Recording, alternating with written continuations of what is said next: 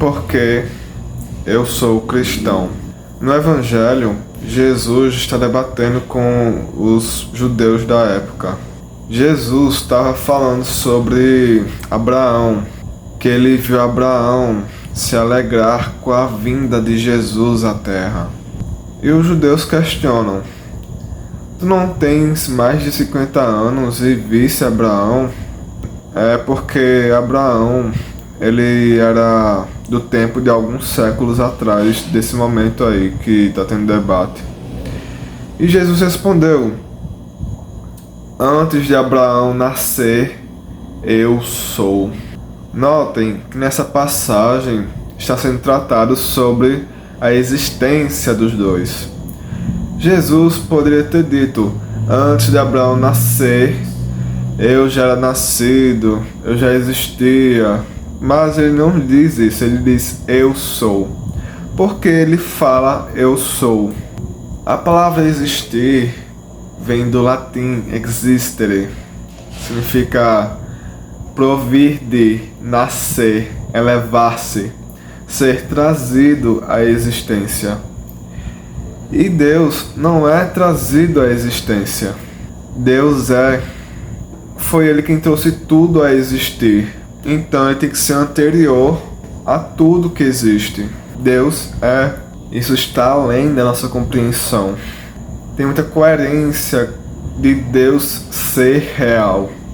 E também os filósofos clássicos que eram pagãos chegaram na conclusão, filosofando, chegaram na conclusão de que só pode haver um Deus verdadeiro. E eles, como eram pagãos, acreditavam em vários deuses.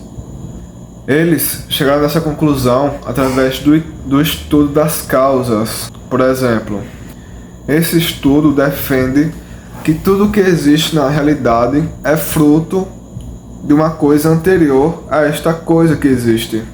Por exemplo, o meu óculos. O que causou o meu óculos foram os especialistas que fazem óculos. A árvore vem de uma semente. E assim vai, se você for analisando tudo que existe na realidade é fruto de tal coisa. A chuva é fruto da colisão entre uma nuvem de ar frio com ar quente, que por sua vez vieram da evaporização da água pelo sol. E assim vai, tudo que existe tem uma causa. Até o Big Bang corrobora com a existência de Deus, porque ele teve um início. Só Deus que não foi criado. Deus é eterno. Isso está além da nossa compreensão. Quando Jesus fala eu sou, ele está dizendo que é eterno, que ele é Deus. De três, apenas uma. Ou é louco, ou é mentiroso, ou está falando a verdade. Louco não tem como ser. Ele é uma pessoa perfeita moralmente e é muito sábia também. Uma pessoa louca não é nenhuma dessas coisas.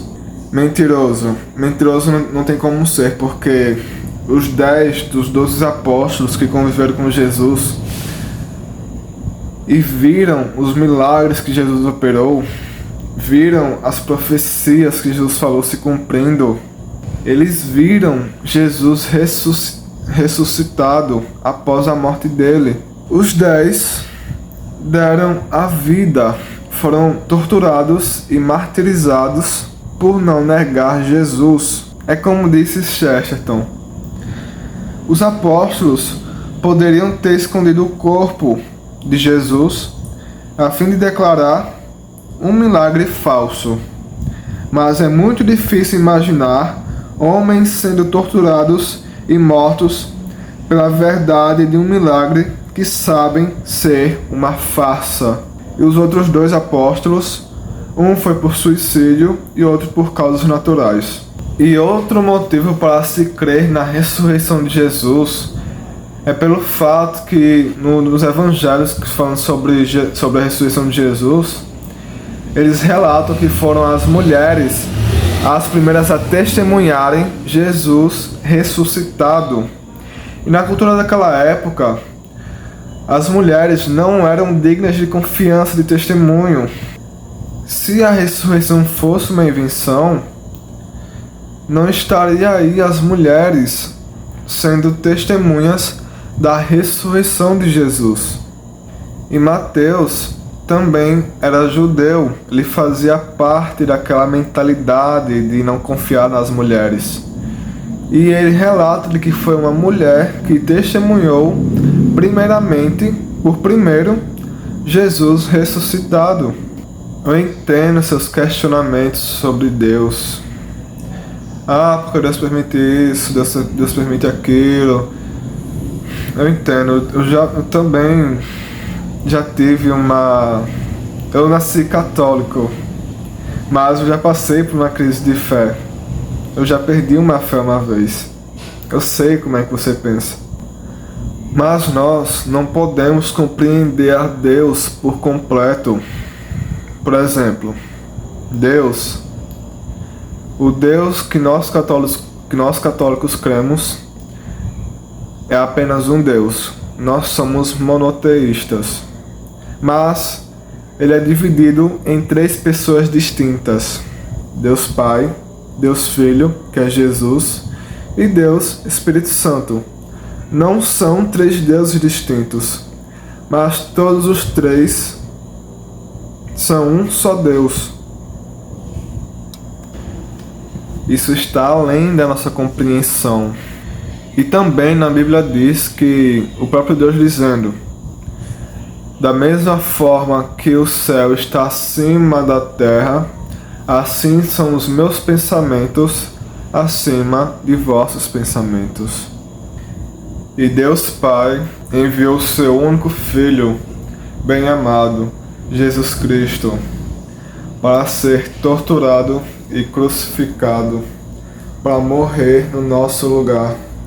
E esse Deus aceitou livremente. A Bíblia mostra Jesus, Deus Filho, dizendo que poderia chamar uma legião de anjos para impedir que ele sofresse, que fosse torturado e morto na cruz.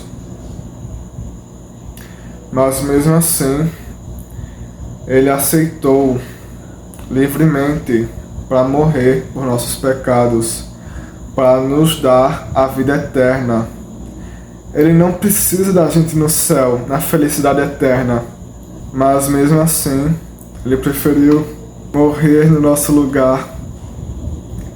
Ele preferiu se perder do que perder a gente. Ele preferiu ser caluniado, chicoteado, humilhado, coroado de espinhos, crucificado,